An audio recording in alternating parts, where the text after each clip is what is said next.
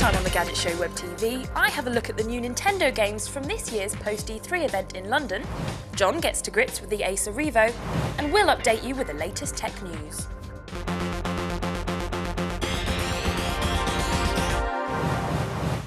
Hello and a warm welcome to this week's WebTV. Later on we check out the newest games from an exclusive Nintendo launch. First up though, it's John, and he's having a very good look at the new Acer Revo.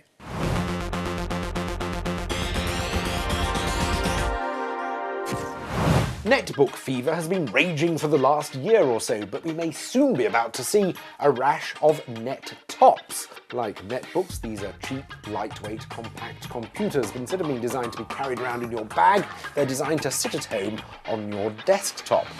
And this new Acer Aspire Revo is an intriguing example of the breed because it's the first to ship with NVIDIA's new Ion graphics processor. It's quite a powerful graphics processor. It's similar in performance to their 9400M graphics card, but it's specifically designed to be used with cheap, low-powered computers. And the main processor certainly isn't powerful. It's a 1.6 GHz single-core Intel Atom 230, which is similar to the ones you find in most netbooks. But before we tackle the performance implications of all of this, let's have a look at the physical hardware. Well, it certainly is small and compact. It comes with its own transparent oval stand, and for something so small, it's bristling with sockets. There's a SATA socket, there's sockets for microphones and headphones, there's a multi-card reader, and no less than 6 USB sockets. There's an Ethernet socket, and wireless is actually built into the case itself. There's a conventional monitor socket and an HDMI socket for connecting it to your telly. There's no optical drive, but there is a 160GB hard drive and 2GB of RAM. And it comes with this compact and really rather tasteful matching keyboard and mouse. The same though can't be said for the power brick, which is the same sort of ugly black affair that comes with most netbooks. Switch it on using this large on-off key here, and apart from an initial burst of sound, it's exceedingly quiet in operation. Just plug in your own monitor or telly and you're off. So is this combination of a respectable graphics card and a slow main processor actually a good one? Well, it means it can run Vista, which is more than netbooks can do. It actually comes with Vista Home Premium, and for something burdened with Vista, it manages to boot up reasonably quickly. You're running on the net in about 2.5 minutes from pressing the on-off button, and it'll run the Aero interface, which is good as well. In fact, you can even play games on it as long as they're not too demanding, things like Spore or something from Acer's own games store. And where the Revo really comes into its own is encoding and playing back video files. My test machine came with a version of Cyberlink's Power DVD9 that supports graphics acceleration. That means it throws more of the burden of processing high-definition video files onto that relatively powerful graphics chip. I found I could play back high-definition movie trailers in a variety of formats, and they were really very smooth. It'll also play back AVCHD footage from the latest camcorders, and I could even play back the demanding 1080p video files that I'd shot with a Canon EOS 5D Mark II digital SLR. It was all a pleasant surprise.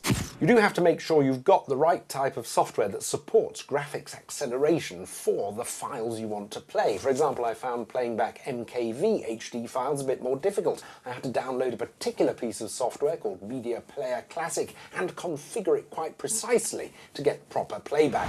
In more general use though, I actually felt the Revo was a bit slower than normal netbooks, maybe because the graphics processor isn't having any great effect and Vista is taking its toll. Even web browsing could be a bit hesitant at times, especially if there were several tabs open.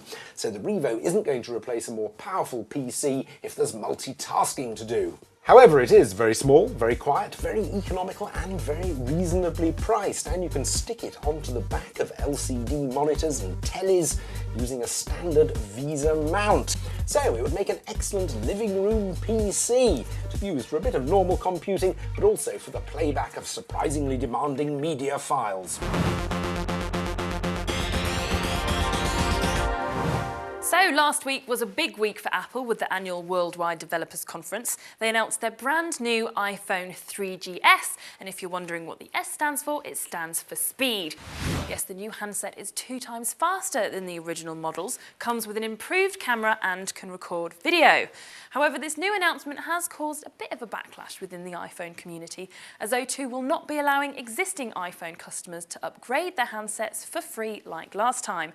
Instead, you'll have to first buy out your existing contract and then purchase a new handset, which is really frustrating. And that's putting it politely. But if you can't wait to get your hands on the new iPhone 3GS, it's in stores from Friday, June 19th. On a brighter note, the 13-inch aluminium MacBook has now joined the MacBook Pro family, and as a result has regained its FireWire port. Now, along with the 15-inch version, they have adopted the battery technology that we first saw incorporated in the 17-inch version, so their battery lives now last about 2 hours longer. The MacBook Air hasn't been overlooked either, and now incorporates a faster processor for less money, which can only be a good thing. Some great news now for those of you going abroad on your summer holidays this year, because mobile phone roaming charges have finally been cut. New rules have been agreed by the European Union, so from July 1st this year, using your mobile phone abroad will be much cheaper, and it's thought that mobile phone bills will be cut by over 50%.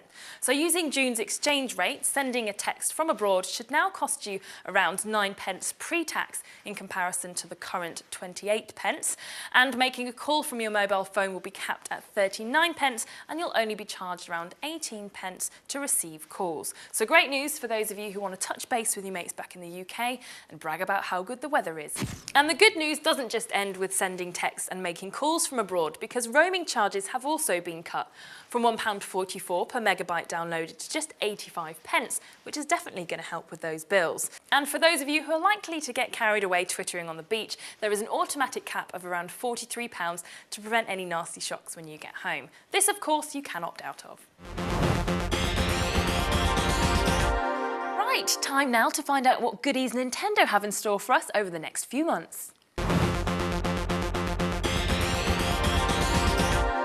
So you join me here outside the Haymarket Hotel in London for Nintendo's post-E3 event, specially set up for all the UK journos that didn't make it over to LA as they announced all their latest releases.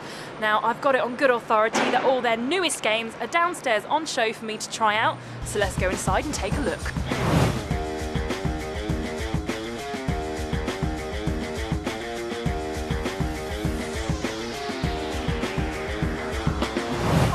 The new Zelda game for the DS here. Brand new Super Mario Bros. For the Wii, which was really big at E3, which we'll have to play on later. Wii Sports Resort. And hiding around the corner, we've got the Wii Fit Plus. But before it gets too busy, let's grab a Wiimote and play Wii Sports Resort. Wii Sports Resort is a sequel to Wii Sports and one of the first Nintendo games to incorporate the Motion Plus adapter, which clips onto the base of your Wiimote for enhanced feedback within the gameplay. Now, the Wii Sports Resort is set on the Woohoo Island, so you've got nice beachy locations to choose 12 different games from, including canoeing, basketball, wakeboarding, archery, and swordplay, amongst many, which I'll demonstrate to you here now. Now, the idea of this game is to knock your opponent off the podium first during a sword fight duel. It's a fight to the death. Use my arms to hit the sword. Come on, get off the podium. And the Motion Plus really adds an extra element to my movements, and every time I strike my sword, the whole Wiimote vibrates in my hand. More hits. Now, the highly anticipated Nintendo DS game this year is Legend of Zelda Spirit Tracks, and it's a sequel to the very popular Phantom Hourglass. Now, Link will be able to travel through the game world on a cannon-equipped steam train, similar to the steamboat we saw in Phantom Hourglass. And he'll also be able to control a Phantom, which was an enemy in the Phantom Hourglass. And I can demonstrate to you here. If I draw a line, the Phantom will go wherever I've told him to go. And if throughout the game we get separated, there's a little call button. If I hit the call button, he will come back to me.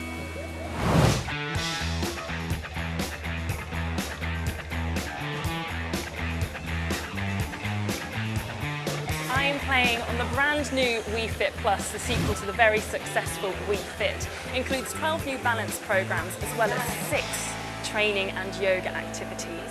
You can now program your own routines, which is brilliant if you've got your own workout in mind. And if you've only got a set amount of time in the morning, say about an hour, you can program that time into the Wii Fit Plus and it'll set a routine out according to the time you've given it. I'm playing now one of the new games. I'm on a Segway and I'm racing around the beach, jumping over jumps and collecting beach balls for points. Woohoo! 10 points. One of my favourite games on here at the minute is snowballing. The idea is to hit your components as many times as you can with a snowball. Results. The brand new Wii Fit Plus, available later this year as both a bundle or as a standalone package. I finally managed to get my hands on the brand new Super Mario Bros. Game for the Wii. Now, if you've played Super Mario Bros. On the DS, you'll be right at home with this game because it incorporates pretty much all of the features.